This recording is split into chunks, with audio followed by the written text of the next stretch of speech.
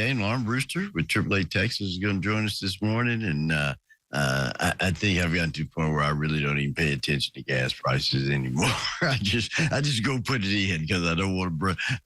It seems to change each day. It goes up and it goes down. But where are we at in the Texas Panhandle on gas prices? I know. Hey, Daniel, how you doing today? Hey, good morning. I'm doing well, David. How are you? I know in the South part of Texas, in down in Dallas, Fort Worth area, they're at 3 and some change for some gasoline. Where are we sitting at in Amarillo?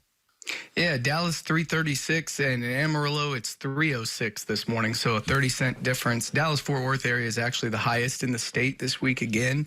Amarillo, not the lowest, but pretty close to the lowest. So 306, not bad. We've seen an increase in supply, according to the Energy Information Administration. Even though demand is picking up with each passing week, supply is keeping pace with demand right now. So that's why we're seeing a little bit of fluctuation and prices even coming down a little bit this week. Yeah, that's good. Somewhat of good news. I mean, anything over $2 or $2.90, it just makes you feel odd, makes you feel a little creeped out by that. This is the season people get more active. Just last week here in our area, in the last couple of weeks, we've had 3 motorcycle accidents, a couple of them with fatalities.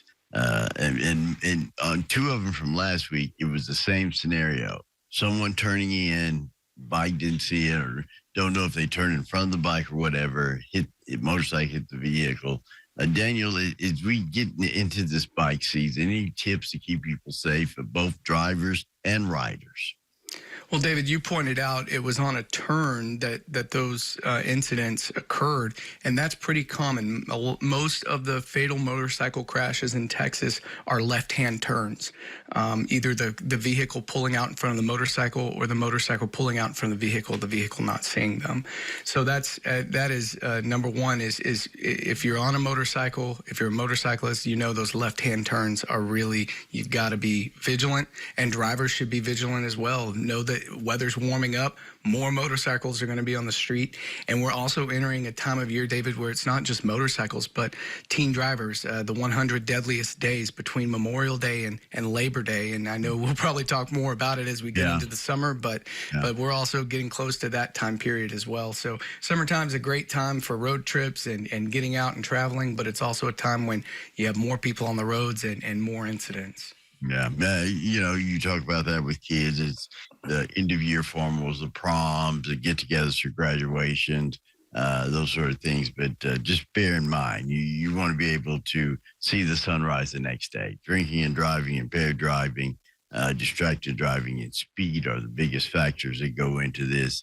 Be aware and just ask for a ride. It's the safest thing you can do. Call Uber, do something. But please don't get behind a wheel under the influence of anything. I don't care. I saw an interesting story the other day, Daniel, on how they're handling. So many states have legalized marijuana, but sometimes the DDUI or DWI rules have a difficult gauging that. And in some legalized states, you've seen a rise in traffic accidents. We want to stress it's any kind of impairment. It is, in states that have legalized marijuana, we've seen a 25% increase in the number of crashes involving drivers who were impaired by marijuana. But as you point out, sometimes it's difficult to determine if a driver is impaired. There's not per se limits like there are for alcohol, but there are more and more law enforcement agencies that are taking up what's called DRE, drug recognition officers. And these officers are trained to detect someone who is impaired, not only by marijuana, but maybe even over-the-counter prescription or over-the-counter medications, prescription drugs. Those things can also impair your driving. So it's just knowing how your body reacts to those substances and being smart about it. Yeah, most definitely. Well, Daniel, thank you so much. Great information this morning. Have a great weekend. Be careful. We'll see you next Friday.